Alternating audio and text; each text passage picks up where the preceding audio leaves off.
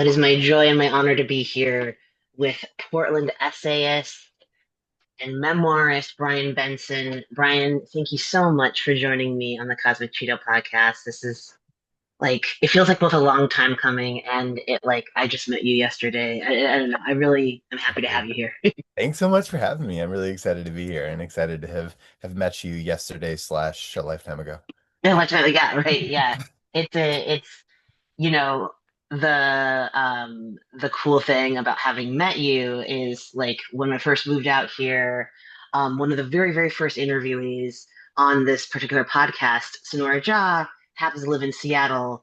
She was launching a great Mhm. second book, and then that's how you and I met. And it's just been really fabulous to get to know your writing, and then yours. We'll talk about this more, or at least I will talk about this more. But yours is the kind of writing that one reads and feels just immediate acquaintance and even friendship with the author, and it's just so maybe that's the reason for the lifetimes feeling where it's like this guy, what a delightful essay, what a delightful Well, observation. So I think I that's want what to say also, I just in terms of kind of an equivalent experience from my side. Yeah, we met at Sonora's reading, and Sonora and Emma Petty, a good friend of mine, were talking another about great writer. masculinity in that moment, right? And then I was like, Yeah. I was really appreciating what they were saying, and I was trying to come up with a question or a comment on it that. But in like the mud of my brain, I was not able to get there. I had a vague sense of what I was going to do, and then somebody in front of me raises their hand and just has like the most eloquent version of the question I never could have asked on my own, and that was you. And so instantly I was sitting next to my partner Casey and was just like, who is this person? I need to talk to them after the reading. So Thank you. Yeah, that was just what a fabulous evening of really talented people. That was an mhm. awesome Yeah. evening. Um, but yeah, you and I definitely share an interest in like non-misandrist masculinity and Mhm. here off on and off again the crisis in the crisis of masculinity or the crisis in masculinity. The discourse can't really decide on its preposition, but what's Mhm. going on for men, what needs to happen for men to not be in these difficult places they're in. And you and I share an interest in this, and we also share an interest in a feminism that is distinctly non-misandrist. So Mhm. yeah, I think that that was a really cool way to connect. For those who are just meeting you, Brian, I want them to know these great things about you. Not only are you a Portland writer, but you are the author of Going Somewhere, which is a lovely memoir about how you got to Portland, actually. You're the co-author with Richard Brown of This Is Not For You, which came out from OSU Press in 2021. You're from a Wisconsin town with three bars and no stoplights. Mhm. Um, and you now teach at the Attic in Portland, which we'll talk a bit more about the Mhm. classes you offer. Your essays have appeared in Pithead Chapel XRAY, to Home Literary Review, Off Assignment, and Hippocampus, among many other journals. And your work on a third book of memoir and essays about modern masculinity, which will be the meat of our conversation today. Welcome again, Brian. I know you had something that you wanted to read from, or I wanted you to read from. So let's start with that essay, and then we can dive into the question. Okay, great. Yeah, and this is actually, as we'll talk about, this is kind of accidentally the essay or one of the key essays that led me into writing what I've been working on. It was one that came out and opened up a bunch of doors for me. So this was one that was published on Cleaver, and it is called "Don't Find Me." Every hero needs an origin story, and in mine, I'm the size of a trash can, squatting in bushes, crying. I'm crying because I've just learned I can't go to the circus and sit on the elephant. I can't go to the circus and sit on the elephant because on the way to the circus, Dad said he had to stop by a customer's house for a quick chat, and the quick chat went long. And now it is too late and dark for me to do anything but squat in the bushes, crying. Mom and Dad are pacing the yard, calling my name. I can hear the fear in their voices. I like knowing that they feel bad because they made me feel bad when they said it was too late to go to the circus and sit on the elephant. I may or may not be sucking my thumb. I'm likely wearing a sweatshirt with a dinosaur on it. I am definitely squatting behind a tree and crying as my parents shout my name at the dark and talk in low voices about when it might be time to call the police. When the shouting stops and the voices go even lower, I sit in the dirt. I pull my thumb from my mouth. I say, just loud enough to be heard, don't find me. People tend to smile when I tell this story, so I tell it a lot. Sometimes I compare the brush I was squatting in to the department store sweatshirt carousels I'd crawl into when mom wasn't looking. Sometimes I play up my small town roots, adding that the circus was held in the same field where I played t-ball and broomball and where the Lions Club held meat raffles. If I want to be seen as empathetic and if I want my family to be read as working class. I mentioned that dad's contracting outfit was at that point still a small, struggling thing, and so he very much needed to have that chat, keep that job, keep us fed. Wherever I take the story, I always make sure to focus on the clear injustice of the situation. An elephant ride, they promised. And on those three words I murmured from the bushes. I tell this story this way because I want to make you laugh, and because I want to be seen as the victim of something. One day, during a week-long visit to my parents' custom-built lakeside five-bedroom home, I tell my story to my mom, who, of course, is the one who first told it to me. My mom shakes her head and says, I've got it all wrong. On the night in question, we were never even supposed to go to the circus. The plan was always to go the next night, and either I'd misunderstood or had understood and thrown a fit anyway. I dig in, ready to argue for my story, to tell her how clearly I recall squatting in underbrush, feeling lonely and betrayed, yearning for the simple thing I'd been promised, but the words catch in my throat. It turns out an origin story is not the same thing as a memory. I don't remember squatting in underbrush. Don't remember watching my parents wander in the dark, distraught, shouting my name. Don't even remember saying, don't find me. The only thing I'm sure I do remember is looking down at my parents from the back of an elephant. That's the part of the story I usually leave out. The next night, I got to ride the elephant. I always get to ride the elephant. Well, thank you so much, Brian. I love that essay. And that is just such a paradigmatic example of like a flash essay by you that like one I think many people would read and be like, this is an excellent conversation. I just want to continue talking to Mm. this, right? Like I just it just it's wild how like your essays almost offer this kind of like dialogic challenge and comfort where it's like, oh man, I want to talk more. I want to hear more. It's really lovely Wow, thank you. to just yeah, no, it's please I am so excited to talk more and read more about these. But yeah, it's just really easy to sink into what you write. And I want to like talk about that essay in particular because I think that essay strikes such a smart balance, as many of these essays of yours on masculinity do, between like vulnerability and fear and like withholding and confessionalism. And that one in particular kind of pulls those levers by Hmm. like using the craft of memoir nonfiction itself, employing memory and like, okay, like whose side of the story, is the Hmm. right one, quote unquote, and how do I want to make myself appear to the listener? I was Uh-huh. reminded when I was reading this of Ross Gay's Inciting Joy. I think you definitely like you and Ross Gay have Wild to be compared, to be have my name in the same sentence as him, just I such don't think a so. I hero. don't think Wild. I mean, I know his work on masculinity, especially, just it's Hmm. fantastic. But I think it's like it's in the same kind of that like vulnerability and confessionalism ballpark Yeah. and beautifully so. And Adrian Matika is the other one I was thinking of. I remind myself to drop a link to his fantastic poetry collection on boxing when we publish this. But both of them really do a version of what you're doing here. And I'm hoping you can maybe talk a bit more about that, like how you're employing like memory, perception in this essay, maybe even Hmm. in the project more broadly. Yeah, yeah, thank you for that again. And I hadn't heard of Adrian before I looked him up after I know you sent his work over, and I'm very excited to check out some So of his poetry. yeah. Um, well, yeah, just in terms of how this essay came about, and I think that this was one that opened up a lot of doors for me and pushed me in directions I didn't plan to go. But I'm almost positive I originally wrote it in response to a prompt that I gave in a class, which is where a lot of my Mm-hmm. my stuff ends up happening, right? And, I teach one class in particular, the Creative Nonfiction Studio, which is, it's a 10-week class, lots of nonfiction writers, and we do a prompt generally most weeks. And because I don't like to just sit in my throne in the corner, like judging people without having some skin in the game, I'll write and share when there's space.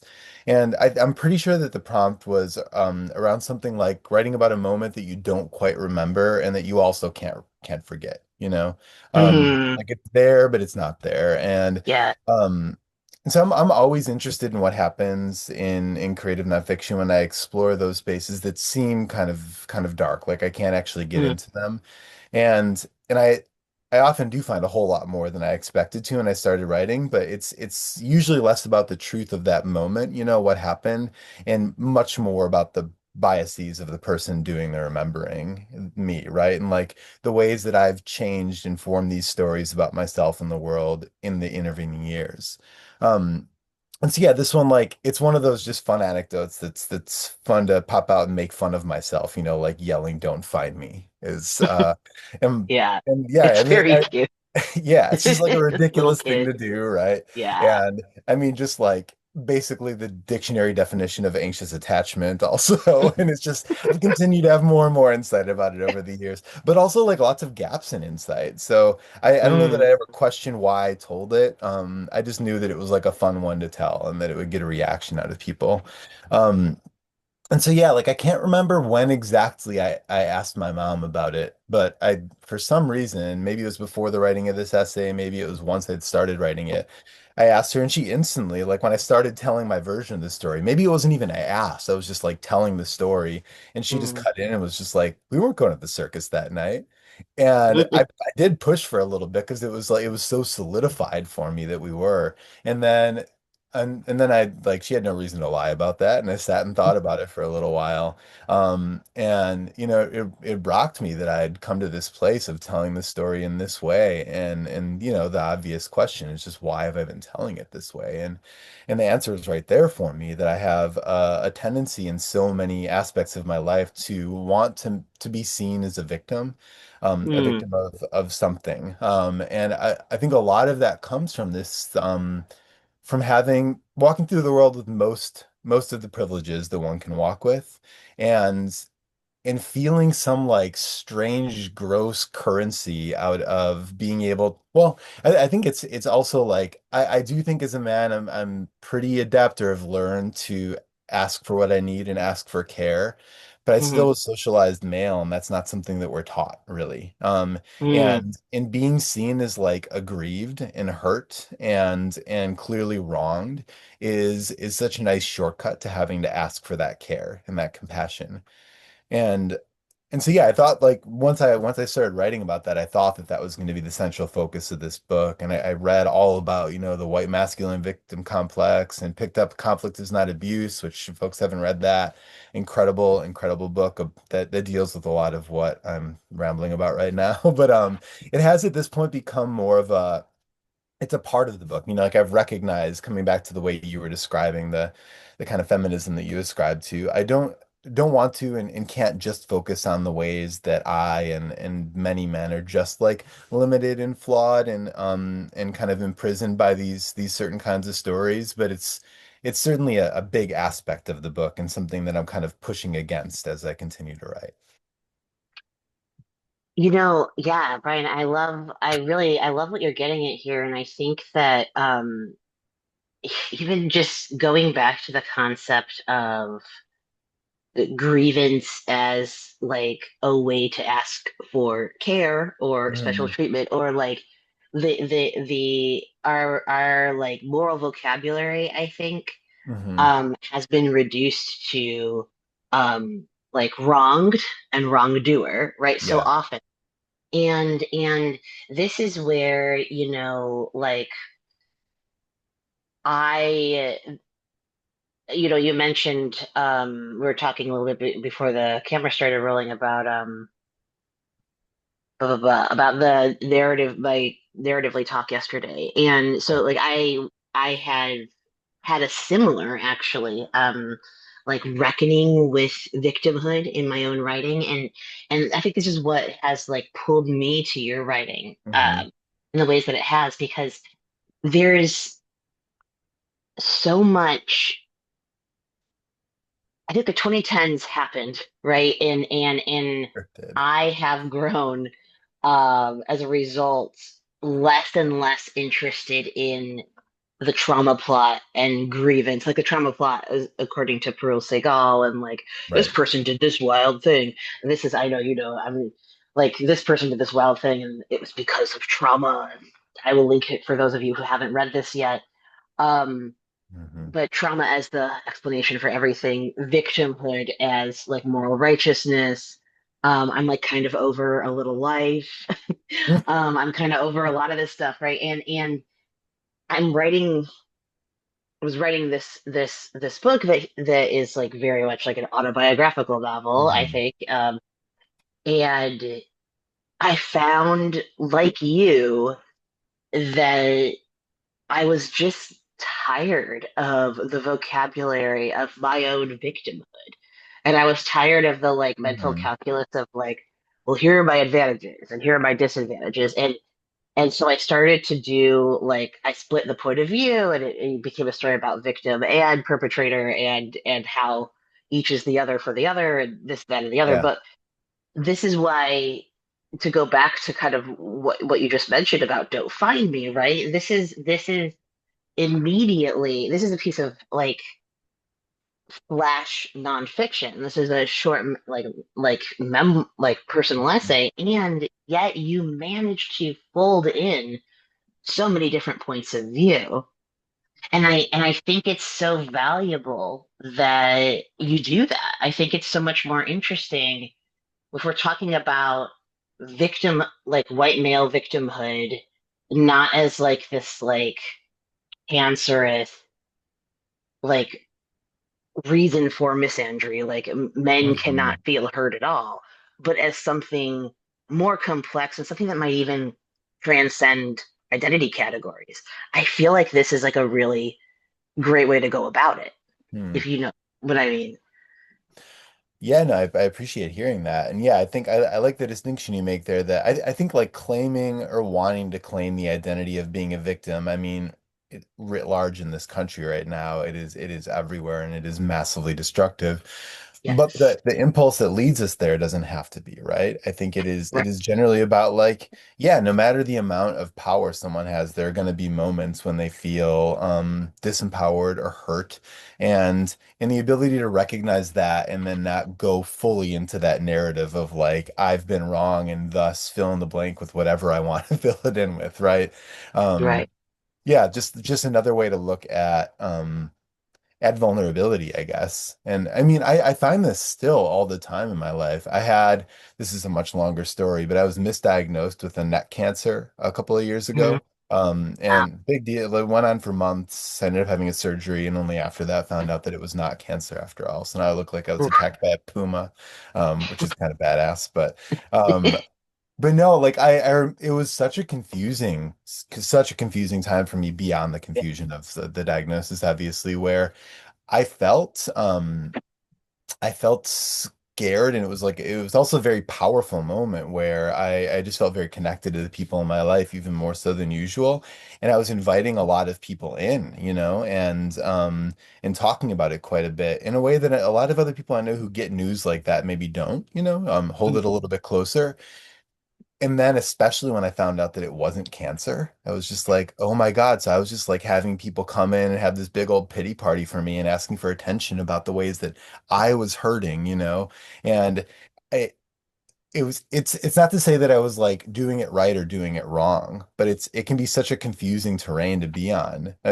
For me at least, as a man, just figuring out I want to be open and vulnerable and invite people in, and I also don't want to do it in such a way that I don't know, making my story too big or distorting it or whatever it is. So it's something that's on my mind all the time, for better and for worse. What I mean, yeah, that is, I can only imagine that would be at the forefront of your mind, especially as um, you're writing essays about like both, which is great. You're writing essays. I need to sometime at some point deactivate these AI thumbs up, but like I keep forgetting to, and they keep being funny. So anyway, um, but you write about both yourself and other men, and you like you and like other men Mhm. together, kind of traversing these like challenging emotional terrains. Mhm. And these are like they feel like awkward spaces to occupy, and I don't think um that that awkwardness has a moral valuation, Mhm. nor do the spaces, right? And I feel like Mhm. a lot of the essays you've written um, really, just underscore that idea.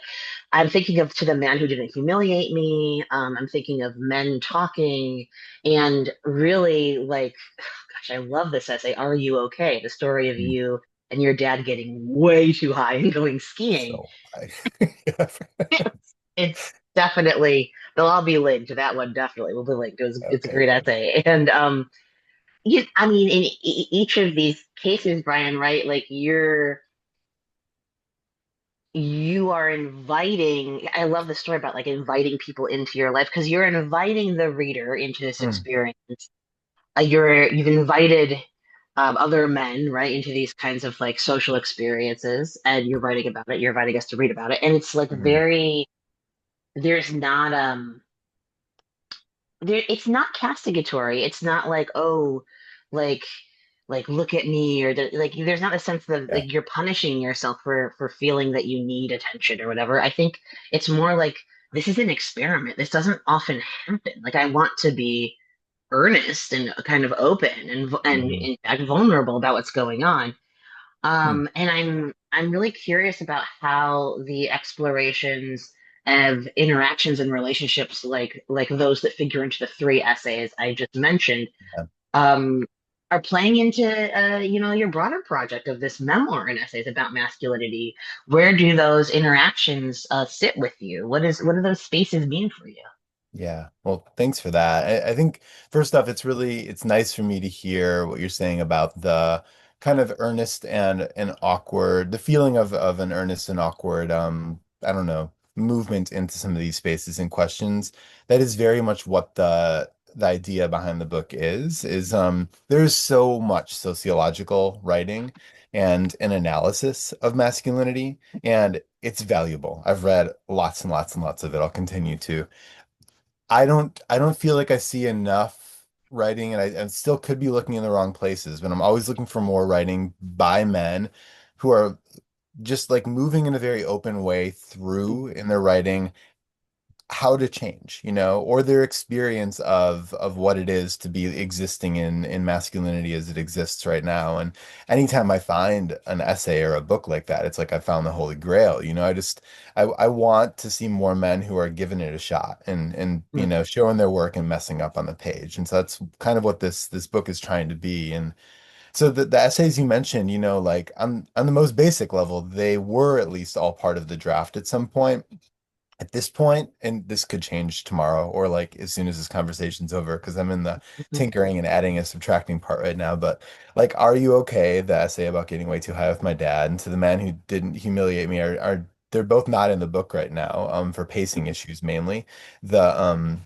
The book is a lot of like shorter pieces that kind of clip along for a lot of different reasons. They might go back in, we'll see. But Men Talking is definitely still in there. Um, and I think just kind of more broadly in terms of how I'm engaging the interactions with other men and how it looks in the arc of the book, is that where it begins right now is an interaction with a non-binary former student of mine, giving me a compliment that felt way too good, like a joking compliment about like telling their friends that they found the one good white man. And I loved hearing that for a second. And then like the more I Mm, thought about it, I hated it, because I hated how much I mm, liked it because there's like I think so much right now of so many men are maybe just like trying to not be toxic, right? Like that is kind of the edict of the moment or has been for a while. And that for me at least can produce this like completely disfiguring need to be good and be seen as good while not knowing what good means. And so that mm, means like trying to be the best in every way and can push me towards like actually wanting to be the best, which is not what I want. I don't want to be comparatively anything to other men. I would love for all men to be living into more pro-social, I guess, forms of masculinity. But the more I like wrote, the more I realized that I was that noise was really just it was hard for me to actually think and find myself in the noise. And so I try to like pull away from that and investigate it in the book. And so I begin by looking at, like my boyhood was full of boys and and in a pretty well, no, that's not true at all. Some of my boyhood relationships were uncomplicated. Some of them were intensely complicated, but there were lots of boys, right? Um, Hmm. I think as I grew into young adulthood for a variety of reasons, I've always still had some strong male friendships, but many, many more friendships, deep friendships with them, with women and non-binary people, and that has continued. I mean, like most, I think, of my close friends now are not men. And um and then I just like I have been developing in the writing of this book, honestly, either developing new relationships with men or thinking more about the relationships with the men in my life that are pre-existing. Um, and that's looked a lot of different ways. So I've done a lot of interviews with other men for this book. Some of them appear in kind of collage essays. And like somebody asked me the question, what was good about being a boy? And it was alarmingly hard to answer. And so I asked Hmm. so many other men that I know to answer it. Um, I was really inspired by Thomas Page McBee's book, Amateur. Fantastic book. And something that came up in there is the idea of finding masculinity models, not in terms of like somebody who is overarchingly holistically a model, but has one character trait you can kind of pull. And so spending time thinking about that, like what are some particular things I really respect about other men that I could pull from? And then Hmm. as I guess I don't write about it in any of the essays you mentioned, but I started teaching. I noticed at a certain point that, memoir classes and nonfiction classes are these just spaces, these inimitable spaces for me where, people show up and are really probing in a really risky, vulnerable way into the biggest stories that kind of run their lives. And very often I'm one or maybe two or three men in the room, Hmm. like my former mentor, Karen Carbo, would always like talk about the lone dude in every workshop, right?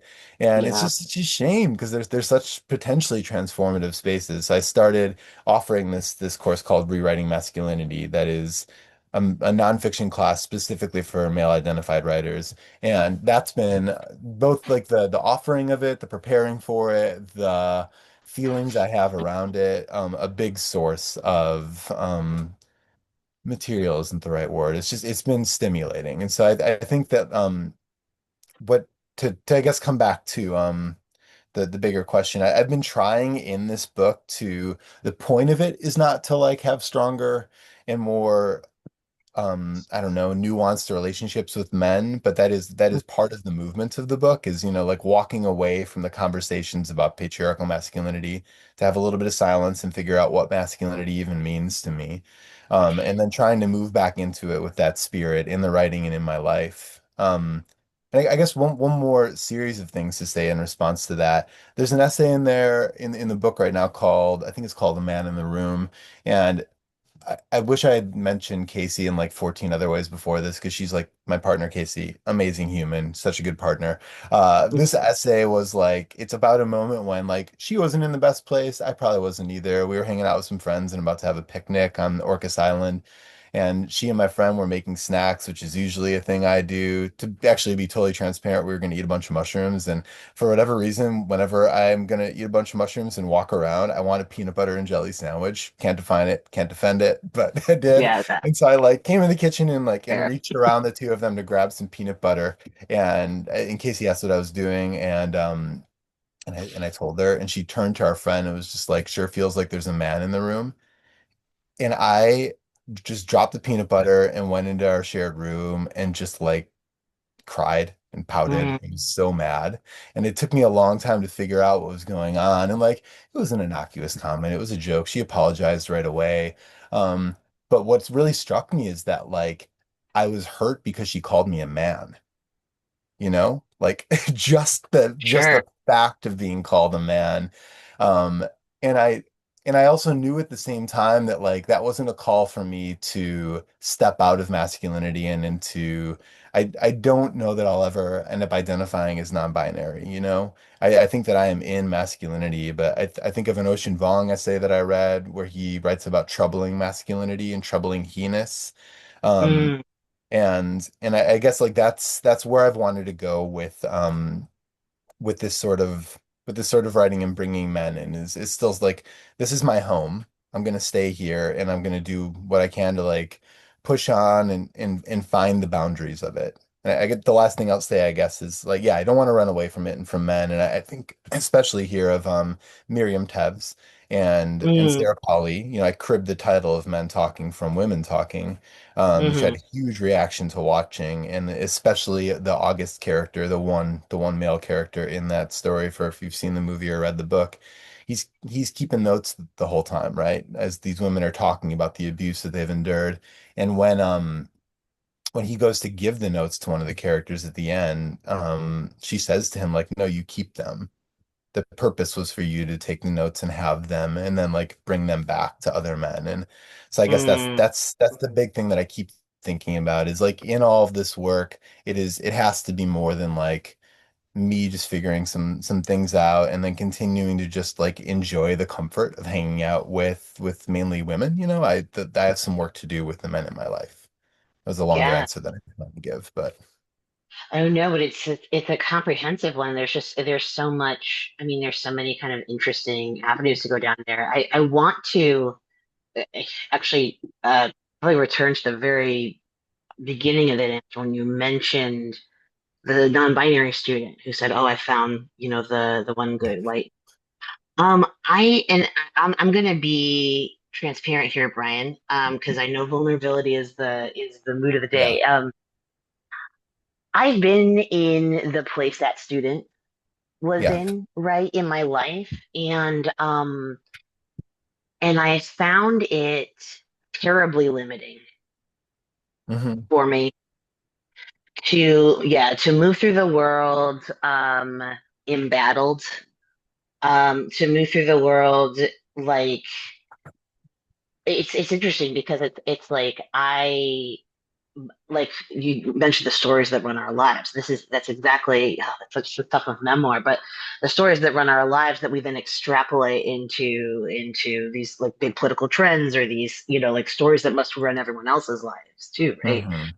Um, and I did, yeah, I have a ton of white male antagonists in my life, tons Hmm. of like guys who were like, let me grind you down. And it wasn't even just like, oh, but there's like also tons of white men I'm friends with, which is true. And some of my Hmm. like honest to God closest people on earth, close to death people on earth, Yeah. straight white men, like truly. Yeah. And but it's not even that, Brian. It's the fact that I was moving through the world with in this way that like my identity, like but the kind of like the politicized abstraction of my identity always preceded me. Sure. And so then everyone else, the abstraction of their identity always preceded them. So that like I would be doing this mental calculus almost where I'd be like, oh, here comes a person of color. This person is just like so much more oppressed than me in these ways. And so this will now foretell the interaction I'm going to have with them. Or like here comes a man, right? Or here comes someone of means. Like Mhm. I am more oppressed in these ways. This will foretell our interaction. And it ended up I was like doing dialectical materialism where I should have just been being pro-social. Like I Yeah. should have just, you know what I mean? And it limited the hell out of my Same. life. And Yeah. this is not me coming down on your student, I promise. This is me identifying with that moment, but from Sure. from the student's perspective. Do you know what I mean? Like Absolutely. Yeah. I felt squished, I felt small, I felt squished in. And it wasn't an expansive place to be. Maybe you've had similar experiences or you witnessed. Yeah. Yeah. I mean, like, I think also that the student was kidding. definitely like messing I around, know. right? Let's And, let's take them out of and it. I'm not but trying to, But I totally yeah. understand what you're saying. I mean, like Yeah. everything that you said really resonates. And yeah, I think the trick for me now is where do I retain some of the like the good stuff that lead to that living life with the lens of dialectical materialism. You know, like I want to always understand power and difference and privilege Sure. without making it the only story. And yeah, Right. and then so yeah, I mean I see that a lot on I mean obviously more in my own experience from the side of kind of diminishing my own story Mm. because of what I carry through the world. Even when people are telling me to not do that, and God, the Hmm. feedback I've gotten on I've had so many people have been so kind to read the draft of this book and give me feedback on it and like every single one is just like, Brian, we get it. You carry a lot of privilege. You have complicated feelings about that. One might say you're very ashamed about that because you do on 444 pages. And finally the feedback coming through like, yeah, getting mired in that is not something that and we've all had the experience or we've like grown beyond it and it is not Yeah. a fruitful place to be. Like we acknowledge it, but we need to move on from it.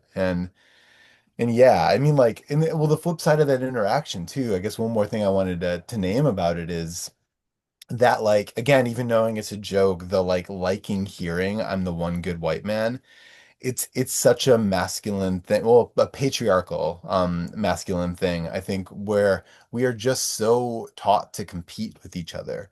And so rather than wanting Hmm. like men to change and improve and evolve for themselves and for a better world, there's a part of me that wants to like win masculinity, that wants to get the gold medal and be crowned best of 2026, like, and it's I don't want Yeah. that. And I think that's one of the so both on both sides of that exchange there's a real smallness, I guess. Well, totally. And I think, you're not the only one who's felt that way, right? And like it's not a zero sum game. It's these aren't saved versus unsaved souls, right? I Yeah. have in the 2010s felt great being called the one good white person. Yeah. I felt great. I no longer, this is no longer my life, but I felt great being called the one good trans man or white trans, whatever, Yeah. yada yada. You append whatever you want to append to it. But it's you can unpack that knapsack unto death, which I know you've already mentioned here. But Yeah. it's something that again I really really appreciate about the project you're doing here is like let's move beyond right the idea that there are power word differentials, and with that comes social complexity. Let's actually like delve into the social interactions themselves and the real love. Mm. Like if we go back to the man who didn't humiliate me, that ends in such it just ends in this genuine moment of like heartrending care. Men talking. You have that piece of like towards the very end about the essay where the man is So like cool. challenging other men at a bachelor party, Yeah. like, why are we doing this? We want to honor the groom to be. It feels easier if there's a sexy woman nearby to be vulnerable. And the guy goes, cool, how can we subtract the need for the sexy woman and be vulnerable? And then are you okay? I mean, that's just a fabulous essay about like how you and your dad connecting in this surreal, it's just really beautiful and very compassionate way. And so yeah, I think it's like I think what you're doing, Brian, is that even as you are aware of power differentials, a project like this almost pushes past the kind of the simplicity of that sort of Hmm. materialism, if that makes sense. And in fact, the my next question really gets into that because like if we're asking, okay, like what is the call to action, right? What do we want to be doing here beyond like power is over here and it's not over here? Like what is the real kind of creative project? You have this essay called On Being a Dot. It gets into like Matrix, red pill ideology, all this like really, really stuff that I myself have been Hmm. fascinated by. And I'll read a quote from that essay because I think you really get into something valuable here. I think about how, as a boy in rural Wisconsin with no internet access, I didn't have as many books lying around, and about how, well, boys today can, of course, connect the man to the manosphere to MAGA. red pills to white power.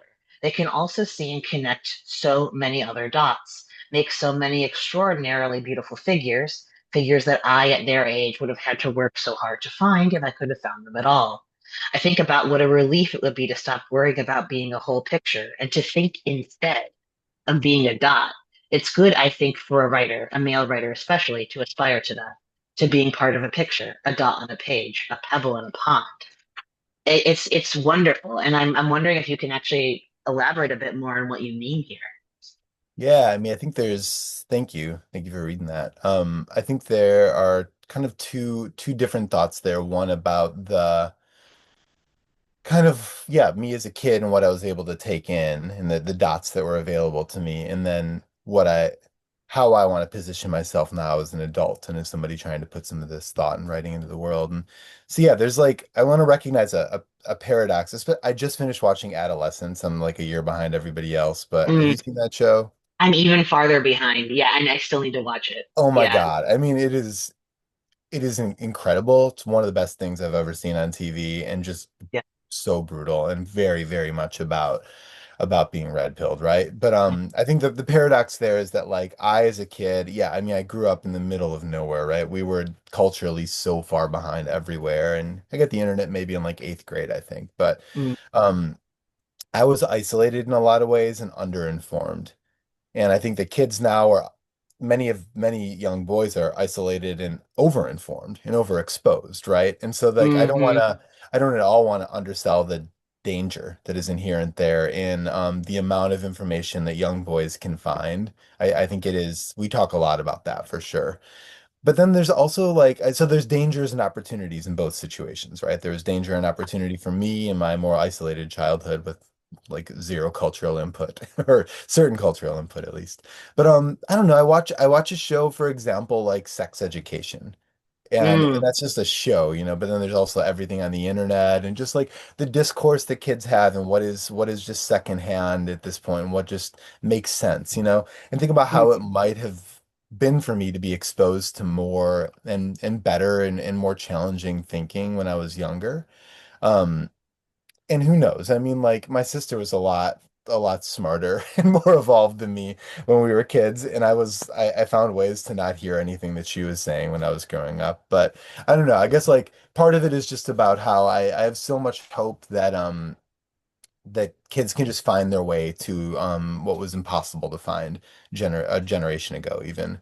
Um and so then I think the other aspect of it, the kind of second half of that quote is what it's now to feel like a part of that constellation, I guess, that kids can be exposed to, that we can all be exposed to, rather than, I mean, to use the term that's everywhere, the main character, and like not needing to have that main character energy, I guess. And so that the essay really came from like I can't remember the full genesis of it, but I was maybe just Oh yeah.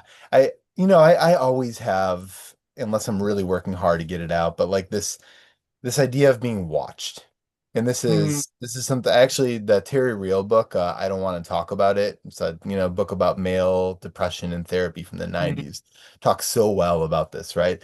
But I always have the sense if I'm not challenging it that somebody is watching and keeping track and keeping score, basically. mm, Um and I think that like, the existence of no longer on it, but Twitter and just the instant response, the instant knee-jerk response to everything. At some point, I was maybe worrying about like my when I write into those spaces that are writing away from more of the focus on identity and more into looking at the ways that I've been harmed by patriarchy, thinking mhm, about somebody maybe like taking that in bad faith and seeing it as a misogynist's point that I'm making somehow, or a misogynist reading some of my writing about like the vulnerability of men and then like spinning it in a direction I didn't want it to go. And then thinking about like like in looking at the ways that that has been done with the Matrix, with Rage Against the Machine, with people moshing to Rage at Trump rallies and etc. And then at a certain point being like, am I putting myself in the same echelon as them, as mm, these creators who have just made things that will endure forever, right? And So I think that there's something I came to in that essay in this project and maybe just more in my life overall is realizing that first off, this is like typical writer worries, right? We want our work to be met how we want it to be met, and we're hoping Right. that that people will read it, right? But I think that they're also like can be traditionally masculine. This delusion about being like capital I important and a leader of men or whatever, like um and Hmm. it's there's something I think really relaxing and healthy for me in striving to be one star in a constellation. Something a part of the fabric. One in the ideal, and this I guess comes back to that original story about the one good white man, right? Like, I don't want that. What I would love is there to be like thousands, hundreds of thousands, millions of, and I don't even believe in the idea of a good white man, but like,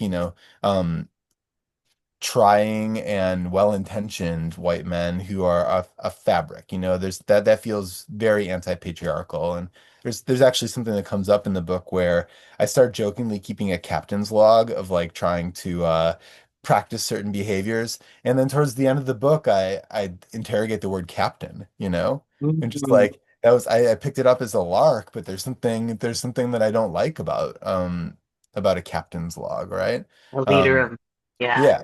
Mm. So yeah, I think Yeah, it's all about that in a way. sure. And it's like, I mean, this is so interesting because you also bring up Wachowski sisters, in Yeah. this piece, and how, this is now my personal take, not quoting you here, or anyone else, but Yeah. Lily's retconning of the Matrix plot to be a trans plot. Um, and you were kind of engaging, with the idea of, oh, is it that plot and da da da. And if I take a person like Lily Wachowski and another person like Jordan Peterson, right? Hmm. There are some individuals that exist, at different polarities. And I see, though, in both cases, right, this, especially in like the later falling apart, very pleased with himself, weepy Peterson. And especially in the kind of like Matrix franchise, like we struck gold once, can we really do keep doing this Wachowski universe? That same kind of like Ozymandian sense of like Hmm. ruined leadership, the same kind of like, I think of how they were so, the Wachowskis really were excited about, like Jean-Luc Baudrillard, and they really Hmm. wanted to use this concept of the hyperreal, this and the other. And they were trying to like get Baudrillard to make an appearance in the film, and he was like, no. Yeah. And I it don't think I became knew this that. kind of, yeah, Yeah. it was very silly. It became this kind of like, I think Neo has a copy of the book of Baudrillard's book, which I can't remember Oh which one my. it is. Yeah. I think it's the Desert of the Real one, but like the it's basically become this kind of like, oh, it's a stag fighting contest, or right, it's like I'm the leader of the men, right? Whereas if we peel all the layers back, I'm going to get really controversial here, but if we peel all the layers back beyond any captain's log or any like I'm the right one saying the right Mhm. thing, there's something that the Matrix had to share with us. There's something that Rage Against the Machine had to share with us.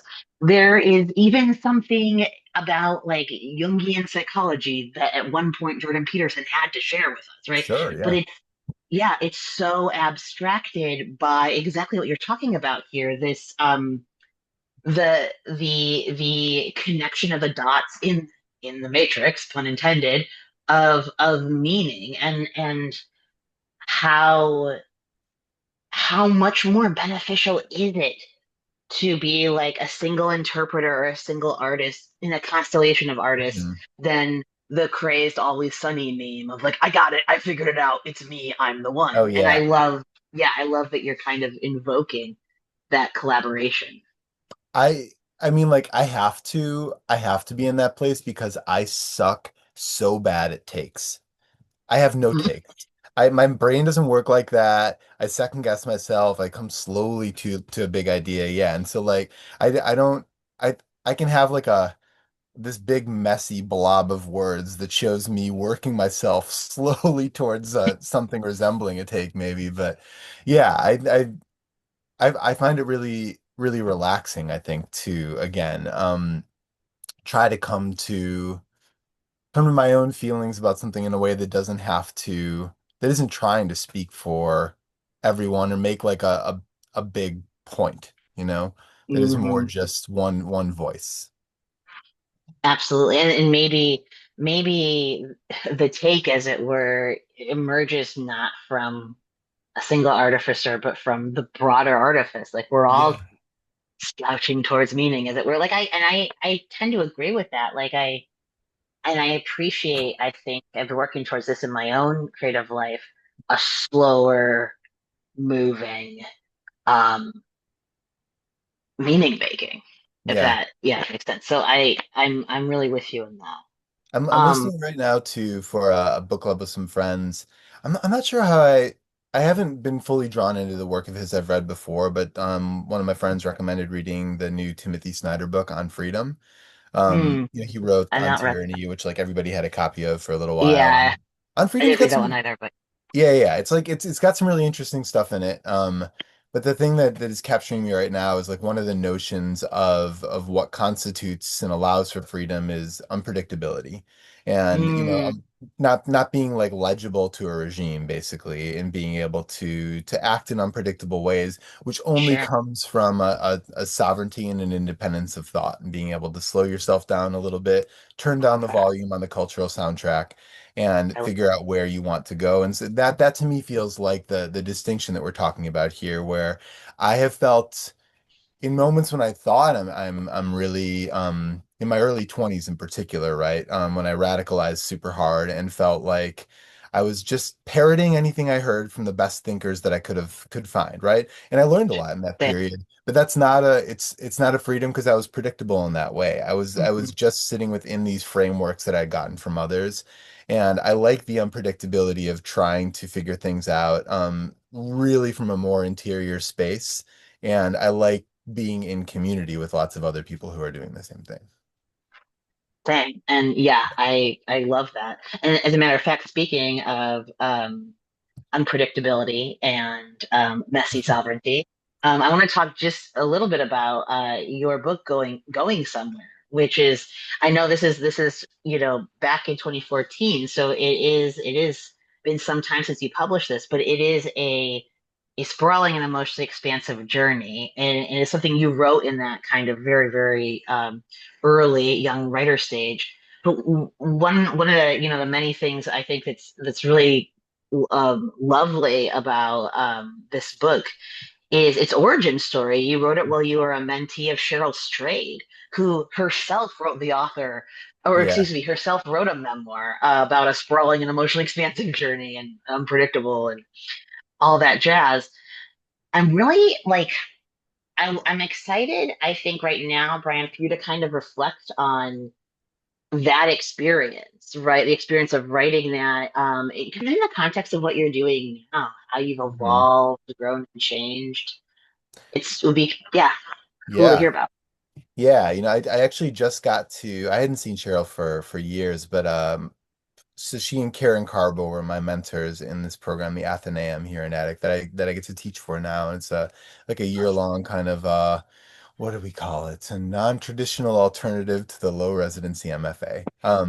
And Nice. I Karen now lives in the south of France, and which is Mm, amazing. I'm so happy for her. She lives in a village that is like it's too cute to be real. It doesn't make any sense, but she has workshops there, and I got to teach with her and Cheryl a little this past September, which was just so lovely to be in the presence of those two because I owe both of them equally so much. I was a little baby writer when I met them. I had taken, I don't know, like 3 workshops maybe, and I knew that I wanted to write this book that was based in this bike trip that I took and very focused on maybe like a younger version of the questions I'm asking now. It was very mm, much about this sense that I did not want to follow certain cultural scripts, but then I had no idea what script I did want to follow, if there was one, how to write one for myself, I guess. And so that's all housed within this narrative of a bike trip. And yeah, I mean, how the experience went is I came in with some chapters written. I didn't know who Cheryl Strayed was really. I've been reading Dear Sugar a lot, Mm. and halfway through the program with her is when she She came out unveiled publicly, herself. and so I was like, oh, so I've been Yeah, working with yeah. my therapist, great, and and like the day What a that she gave memoirist the statement right there, right? wild, Like, yeah. yeah, yeah. But like the day that she gave her Powell's reading for Wild, she met with me that afternoon to give me feedback on like my shitty first draft of a chapter, you know? So it was really nuts to be there with her as her life is taking off and blowing up in this way. And she and Karen really both, I mean, were they were just the right mentors for me. They were super encouraging, both had like really pointed ideas for me that I still feel like they're the Obi-Wans on my shoulder very often. There's just, little things that whisper in my ear that help me as a writer and as a teacher. And they, halfway through, so the ways that they materially really helped me, halfway through the program, Karen mentioned to me, she'd been telling me over and over again, like your writing is like you just need to be doing this a little bit more, this a little bit more. And our final meeting, she was like, you're nailing it. Whatever you're doing here, keep doing it. And I actually think that my agent might want to read this at some point. He might be in. Mm. And then I was young, so I didn't understand that that's not something you say to somebody. I was just like, oh, she probably says that to every writer.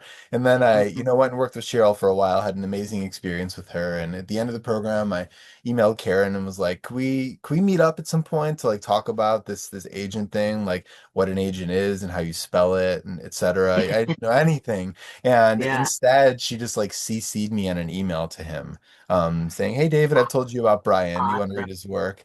I'd been traveling and had my laptop stolen with three unsaved chapters.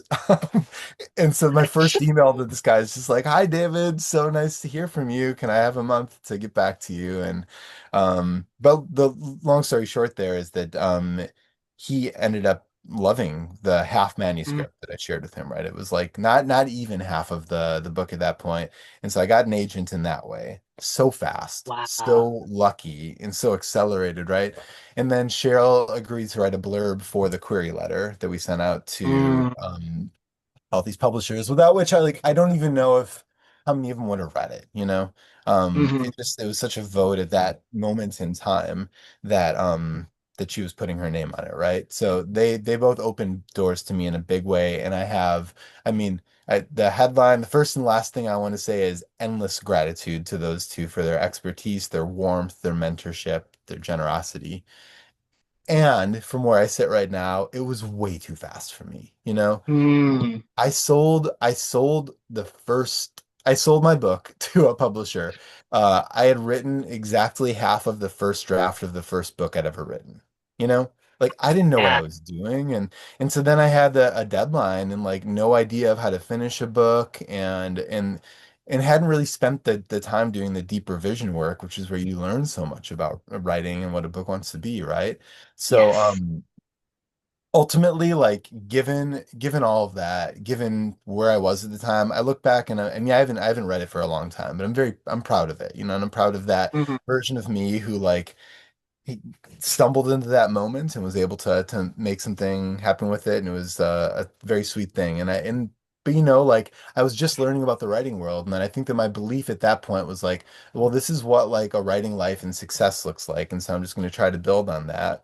And so I tried to start writing a novel, and the novel project that I picked was like so far beyond what I was capable of at that point. And so I just started floundering and got really, really anxious. And I, there's a solid chance that I would have just like had a meltdown and then not continued to write much or gone away from it for a while because it was both so beautiful and wonderful putting this book out, and then also just like you've published books. I've seen you talk about your experience of publishing. It can be really hard I sometimes know. too, you know?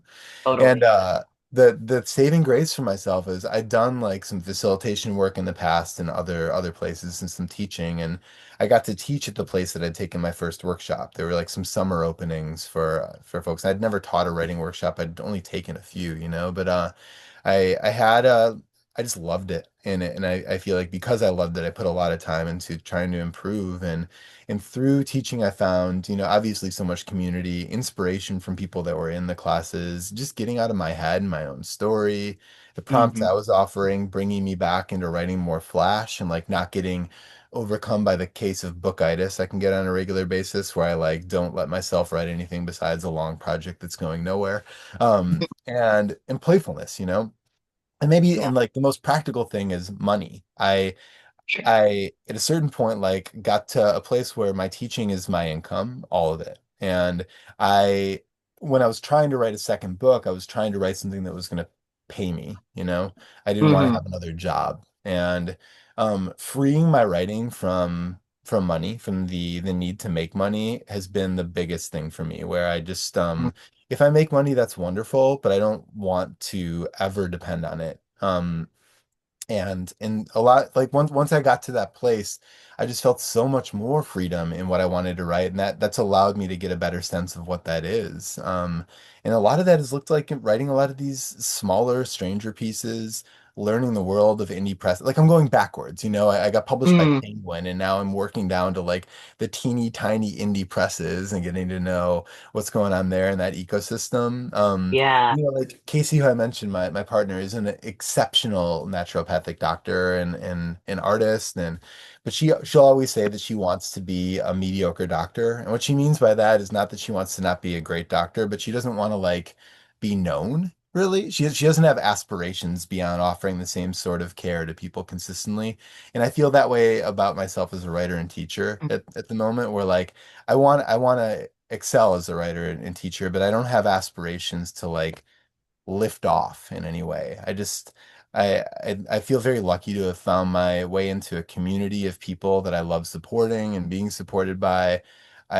I really like focusing on the experience of the process of writing rather than the product of it and moving at a pace that feels that makes sense and not pressuring myself in other ways. And at least right now, I feel like I'm in a mostly good spot. So it's been, yeah, like a lot of fortune that brought me a lot of the ability to do what I'm doing. I wouldn't have been able to teach without that book deal, I don't think. And then unlearning some of the like anxieties and beliefs that I had from finding success early. Oof, wow, that was, thank you so much. That was like very lovely to hear, and I think would be very helpful Hmm. for many people to hear. It's gosh, yeah, it's I keep coming back to the idea of playfulness and imagination and Hmm. how, as someone who is in who's in a situation where writing, it's more of a mixture of writing and teaching our income. Yeah, why, when, in the process of like professionalization and this, that, and the other, and success, as it were, which is defined variously by various people. I mean, I think it's so easy to lose the fun and the joy, and it's so easy to like brush it like, well, whatever, I lost the fun and joy, who cares? I need to make money. And it's like, oh, but your steam will run out if Hmm. you continue to have your creative practice, this thing that brought you so much joy that you like tried and worked so hard at for so long, be joyless entirely. Like that's Hmm. actually a recipe for crashing. And so Yeah. yeah, I'm really appreciative of the work you're doing to reverse that. And I think you know, with the attic and with the Athenaeum, the classes you're teaching, I'm really excited for you to tell us a little bit more as we're wrapping up here about like your process as a teacher and mentor, and in particular this masculinities, rewriting masculinities class. I'd love to hear a bit more about that. Hmm. Yeah. Um, let's see. So maybe I'll start talking about that Yeah, particular class and then talk more generally about teaching. Um, or maybe I'll go the other way. I love teaching. It's a thing that I stumbled into, and as soon as I started doing it, was like, well, this is a little scary and sometimes a little overwhelming. Like it's a lot of energy, right? Working with yeah, a group of nonfiction writers in particular, but I adore it and it fills me up in so many ways. And especially during COVID, I couldn't believe like I'm getting paid to just get away from the fast-paced news cycle and the like the obliterating flood of information and just slow down and get really deep into human psyche and yeah, emotions and it's yeah, I mm, mean it fills me up every single time I'm in a room with people who care about telling stories. Um yeah. And, because of what I was mentioning earlier, noticing that there are not many other men who are, weren't many other men in those spaces. I would talk about that and I would note it. And I think it was actually, I was talking to my friend Steph Routh about it at some point. Steph has done absolutely everything in Portland, is amazing. One of the best humans in the city or in the country or the world. But Steph ran for a little while Portland Underground Graduate School, which Mm, the cool. idea of that school is it's classes everywhere about absolutely everything outside of a professional landscape, and so everything from like rewilding classes to the history of institutional racism in Oregon to somatic body practices to Wow. Steph asked if I wanted to teach anything. Yeah. And I'd had this like idea in my head a little bit that had come up a few times, but I was afraid because I was afraid of the responses that I could maybe get, Mm, right? That like, do we really need another men's space? What are you all gonna do in that space, etc. But I brought it up to Steph, and Steph was just like, "You're doing this. You are doing this class. We're gonna figure out how to get it on the website." This was, right before COVID though, and so we had the class planned and when it was gonna, I think it was supposed to go April of 2020. And then when COVID happened, I postponed for a while because it felt very important to me, like it had to be in person. But then the the goalposts just kept moving and sometime we just decided to do it via Zoom, which ended up being great because it was men from all over the country coming mm, together. And I remember like my experience of that first class is I was super nervous and I was telling Casey about the ways I was nervous and she encouraged me to just like be very open about that. And yeah. at the very beginning of class, I felt like it was a bunch of men I didn't know, and everybody kind of had like this posture. It was very Mm. much a Oh, I know guarded, that defensive posture. posture. Yeah. And by the end of the first class, everybody was leaning in and putting up heart emojis on the screen. First Mm, class, and I remember just running upstairs and saying to Casey, like, this is the first day of the rest of my life. I've just like I want to keep doing this forever. And it is yeah. not it has not always felt like that to teaching this class. There have been some bumps for sure, but I mean the way that it looks is it is an essay and memoir workshop Mm, first. And that's like the focus is very, very concretely on writing and writing craft and storytelling, but we're reading stories mostly by men, but at least always dealing with masculinity and gender. And we're like looking at craft concepts, and I think it's helpful to actually be focused on that. Like that's where we're actually paying attention. But there's always the conversation about masculinity, and simply by virtue of the fact that like my prompts usually point towards we're going to practice voice or character or setting, but it's going to have a specific slant of boyhood, manhood, masculinity on it. And so we're talking about the writing in a way that makes it not a men's group, but it also is not like just a writing workshop because mm, we're always talking about like the permutations of masculinity that are coming through in all these pieces. Um, and yeah, like I think some of the things that the space itself has felt really wonderful. Several of the men in the workshop have published some stuff that came out of the workshop, some wow. really beautiful pieces that I just adore, and it's fun to then share them back with the group. There's this one sweet, sweet younger guy who is in a couple of the sessions, and we were talking at the end about what we appreciated from each other. He said um he's very, very like very deliberate in his thoughts. I remember him pausing for a while and just saying, I didn't recognize how broad masculinity could be. And that for me Mm, is just like it's the exact thing I didn't know I wanted to hear. That I think that's the hope in that kind of a space is that it can just open men up to getting beyond what you were talking about earlier, right? Like the yeah. label and the constrictions. So Right. yeah, and I think that like maybe broadening out as a teacher more generally beyond thinking about masculinity and how we talk about it in that space. I think I have a kind of similar approach where I like teaching just fine and like doing craft talks or whatever. But what I really, really like being is more of a mentor and facilitator. And so getting to listen to somebody else or a group of other people and then spinning off of what they're saying and jumping in. Just as a person, I think I operate better. I like my humor is better when I'm in a group of people because I have more fodder and material, I guess. But yeah, I love figuring out what someone is trying to do and then asking questions and making suggestions that'll hopefully help them get there. And I guess this is where it links back to masculinity is that the more I learn about writing and the more I write, the more convinced I am that there's like the more allergic I am to the idea that there's one way to do anything, you know? And so Mhm. it and it helps my writing. Like if I'm really deeply curious about what somebody else is doing and get outside of how I might do it and try to find it with them, that'll filter back in and make me a more curious writer. And yeah, I also just really I love connecting people and watching them like fall in love platonically, literarily with each other. So um, that really feeds me. And I can't write if I'm not teaching. I'm the opposite of a lot of people. I know some people feel their teaching like can take away from them, but I uh, I need it. It feeds my writing practice. Oh, that's fabulous. Thank you so much for sharing that. Thank you. Um, yeah, Brian, this is a great conversation. I'm wondering if, I am a listener, viewer, whatever, and I'm like, oh, I really want to know when this book about masculinity is coming out. Me Where can I too. find that? Will you do too? Yes.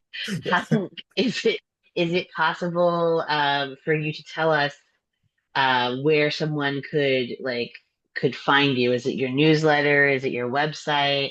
I know going somewhere is in Powell's and more broadly, you could order it anywhere online. But like, Mm. where should we find you to hear your update? Well, the book we are preparing to send it out on submission in about a month from now. So Awesome. yeah, should know within 6 to 7 years from then whether or not it's gonna All get right, yeah we'll set the yeah who timer. knows maybe soon after that, maybe long after that, but yeah, it'll start moving out into the world and then we'll see. And I have other essays that are kind of adjacent to this book that continue to come out or are going to be coming out at some point. So yeah, my website would be the best for that. And yeah, I have a very occasional newsletter. It's probably like seasonal at this point, bi-monthly or seasonal, but that you can sign up for Yeah, that on the website. Um, cool. in terms of buying the book, my I live in Kenton and I love Kenton and I especially love Second Shapes bookstore, which That's is right. our newish store here. And Danielle, who owns it, who's incredible, has she has a bunch of local authors on the shelves. And So cool. if you buy it there too, a lot of the proceeds get donated to various nonprofits or mutual aid, either that book or the one that I wrote with Richard Brown. So but Awesome. yeah, I think just like whatever indie bookstore is near you in your neighborhood. Broadway books as well. I love Broadway, and in there a bunch, and they usually have the books on the shelves. Yeah. Beautiful. I'm making note to link to these places. Well, fabulous, Brian. Thank you so much. Thank you. Yeah, this has been totally fabulous. Everyone, please go if you haven't already. Go out and discover Brian Benson's Flash nonfiction and his memoir. And I hope that you will, in 6 to 7 years' time, or maybe less, probably less, Okay. also find his great memoir and essays on the shelves too. Thanks. Well, Thanks. thanks so much again for the invitation. This is such a good conversation.